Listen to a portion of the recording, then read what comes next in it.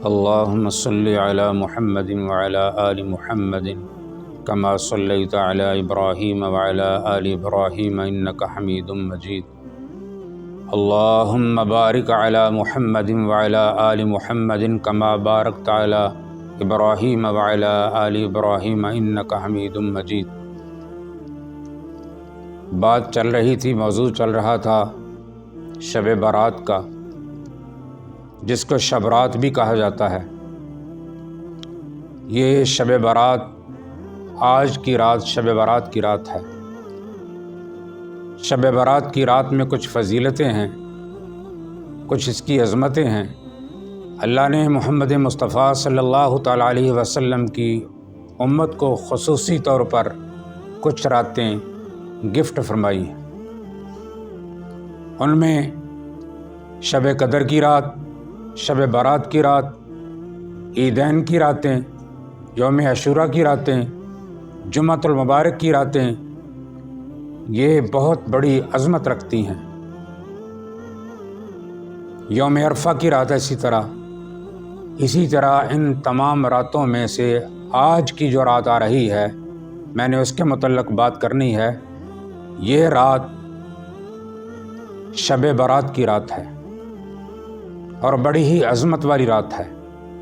ایک حدیث میں نبی کریم صلی اللہ تعالیٰ علیہ وسلم نے اس رات کی نشاندہی یوں فرمائی ہے۔ اللہ کے رسول صلی اللہ علیہ وسلم نے فرمایا کہ رات کو اللہ کی عبادت کی جائے اور صبح کو روزہ رکھا جائے۔ ویسے بھی نبی کریم صلی اللہ تعالیٰ علیہ وسلم کی عادت شریفہ تھی کہ آپ ہر مہینے ایام 20 کے 3 روزے رکھا کرتے تھے، 13، 14 اور 15 چاند کی۔ تو اگر کوئی مسلمان اس رات جاگے اور روزہ رکھے، اس کا بڑا اجر ہے۔ ایک حدیث میں ہے کہ اللہ جل شانہ جو عبادت کی رات جس کو کہا جاتا ہے شب برات کہا جاتا ہے، جو کوئی بندہ اس رات میں سچی توبہ کر لے، اللہ تبارک و تعالیٰ اس دن سے لے کر آئندہ سال کے اللہ پاک گناہوں کو معاف فرما دیتے ہیں۔ اور کوئی توبہ کرنے والا تو ہو۔ آج کل تو بازاروں میں رش پڑا ہوا ہے، کہیں قتلمے ہیں، کہیں حلوے بن رہے ہیں، کہیں بریانیاں بن رہی ہیں، مٹھائیوں کی دکانوں پہ رش ہے۔ کیا ہو گیا امت محمد مصطفیٰ کو؟ بس کھانے پینے کا نام ہی عبادت نہیں۔ آج کی رات یہ برات کی رات ہے۔ اس کو اس لیے کہا جاتا ہے شب برات۔ اس رات اللہ تبارک و تعالیٰ کے حکم سے نئی لسٹیں تیار ہوتی ہیں۔ جس طرح تمہاری ووٹوں کی لسٹیں نہیں تیار ہوتی اور تمہارے بجٹ کی لسٹیں تیار ہوتی ہیں، بجٹ کی، یہ سال کے بعد لسٹیں تیار ہوتی ہیں۔ یعنی جنہوں نے فوت ہو جانا ہے ان کے نام جو ہیں ان پر نشان لگ جاتا ہے کہ یہ اس سال اللہ کو پیارا ہو جائے گا۔ اور کچھ لوگ ہیں جنہوں نے زندہ رہنا ہوتا ہے، ان کا بھی لسٹ پر نام علیحدہ لکھا جاتا ہے کہ انہوں نے زندہ رہنا ہے۔ انسان کا رزق لکھا جاتا ہے، اس کی تقسیم ہوتی ہے، کون کیا کام کرے گا، سارے کام کو تقسیم کر دیا جاتا ہے۔ دنیا میں جتنے نشیب و فراز آنے والے ہیں وہ سارے کے سارے کا حساب اس رات کو لگایا جاتا ہے۔ اس کو شب برات کی رات کہا جاتا ہے۔ میرے اور آپ کے آقا حضرت محمد مصطفیٰ صلی اللہ تعالیٰ علیہ وسلم روزہ رکھا کرتے تھے۔ چونکہ 13، 14، 15 کو روزہ رکھا کرتے تھے، اس لیے اگر کوئی روزہ رکھتا ہے تو گناہ بھی کوئی نہیں بلکہ اس کا بہت بے زیادہ ثواب ہے۔ حدیث پاک میں اس کو ضروری قرار تو نہیں دیا گیا، لیکن اگر کوئی روزہ رکھ لے تو اس میں گناہ نہیں بلکہ ثواب ہے۔ رات کو صلاۃ التسبیح پڑھی جائے، قرآن کی تلاوت کی جائے، سورہ یاسین کی تلاوت کی جائے، یعنی اللہ تبارک و تعالیٰ اس رات کو ساری امت محمد مصطفیٰ کو معاف کر دیتے ہیں سوائے چند بندوں کے۔ وہ بڑے بدبختی بندے ہوں گے جن کو اس رات بھی اللہ پاک معاف نہ فرمائیں۔ ان میں پہلا مشرک ہے، شرک کرنے والا، اللہ کے ساتھ شریک ٹھہرانے والا، اللہ اس کو معاف نہیں فرماتے، اس رات بھی معاف نہیں فرماتے۔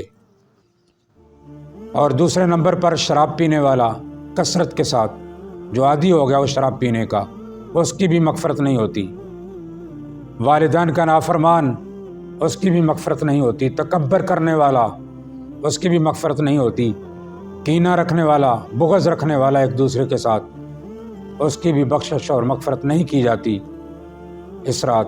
ہاں، اگر یہ سارے کے سارے شرابی، مشرک، کینہ رکھنے والا، والدین کا نافرمان اگر ندامت کے ساتھ، عاجزی کے ساتھ اللہ کے دربار میں اس رات کو توبہ کر لے، توبۃ النصوحہ کر لے، سچی توبہ کر لے، اللہ کے دامن رحمت میں آ جائے، اللہ پاک اسے اس رات معاف کر کے اللہ اس کے پچھلے گناہوں کو معاف فرما دیں گے۔ آئندہ سے وہ عمل کرے اللہ کو راضی کرنے کے لیے۔ تو اس کو شب برات کہا جاتا ہے، بڑی برکت والی رات ہے۔ اس کے تقریباً 14 دن کے بعد رمضان مبارک کی بہاریں آنے والی ہیں۔ نبی کریم صلی اللہ علیہ وسلم نے ارشاد فرمایا، اللہ پاک اس رات کو یعنی شب برات کی رات کو اللہ تبارک و تعالیٰ اتنی کثرت کے ساتھ میری امت کے گناہ گاروں کو معاف فرماتے ہیں جتنی کثرت کے ساتھ بنو کلب ایک قبیلہ تھا اور اس کی ہزاروں کی تعداد میں بکریاں تھیں۔ رسول پاک صلی اللہ علیہ وسلم نے ارشاد فرمایا، بنو کلب کی بکریوں کے جسم کے اوپر جتنے بال ہیں، اللہ تبارک و تعالیٰ ان بالوں کی تعداد کے برابر اللہ میری امت کی مغفرت کا فیصلہ فرماتے ہیں۔ یعنی بال تو کسی سے گنے نہیں جا سکتے، بالوں کی کثرت، بکریوں کی کثرت اس لیے ارشاد فرمائی کہ اللہ کی رحمت اس رات اتنی کثرت سے ہوتی ہے کہ کوئی بندہ بھی خدا کی رحمت سے خالی نہیں رہتا۔ تو اس رحمت سے بڑے بڑے گناہ گار جو ہیں، ان کے گناہوں کو اللہ پاک جو سچی توبہ لے کر آئیں، اللہ ان کے گناہوں کو معاف کرنے پر قادر ہیں اور کر سکتے ہیں۔ اپنی رات کے کچھ حصے بنا لیں، رات کو دعا پڑھی جائے۔ ایک دعا ہے جو بزرگوں سے منقول ہے، وہ میں نے نیٹ پر آ جائے گی، فیس بک پر بھی آ جائے گی اور واٹس ایپ پہ بھی انشاءاللہ آپ کو سینڈ کر دی جائے گی، تو میرا پیج کھول کر دیکھ لینا، اس کا طریقہ بھی ہے۔ تو رات کو کچھ حصے کر لیں، اپنے آپ کو فارغ کر کے، عشاء کی نماز پڑھ کے اپنے آپ کو کاموں سے فارغ کر لیں، اللہ کے دربار میں وضو کر کے آ جائیں۔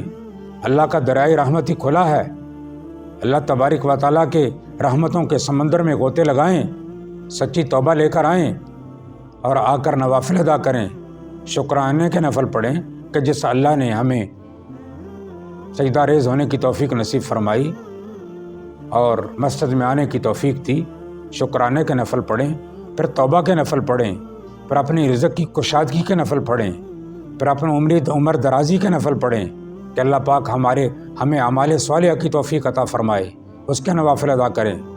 اور اس کے بعد رات کے کچھ حصے کر لیں، پہلے حصے میں نوافل ادا کریں، دوسرے حصے میں قرآن کی کثرت سے تلاوت کریں، سورۃ یاسین پڑھیں، صدقہ وغیرہ کریں، غریبوں کی مدد کریں، غریبوں کے ساتھ تعاون کریں، اور اس کے بعد سورۃ یاسین پڑھیں، قرآن کی کثرت سے تلاوت کریں، اللہ کا ذکر کریں، نوافل ادا کریں، صلاۃ و تسبیح پڑھیں۔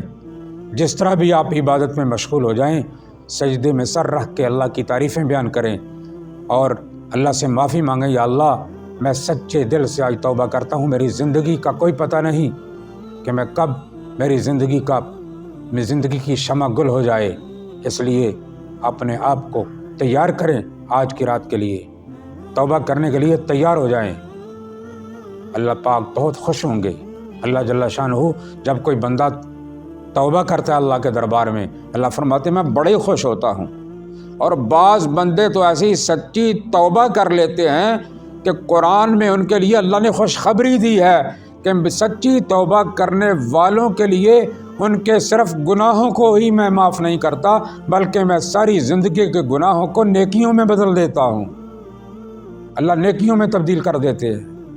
تو کل روزہ رکھا جائے، رات کو اللہ کی عبادت کی جائے، قبرستان بھی جایا جائے، رسول پاک صلی اللہ علیہ وسلم اس رات قبرستان گئے ہیں، آپ سے ایک مرتبہ جانا منقول ہے، آپ بھی قبرستان جائیں۔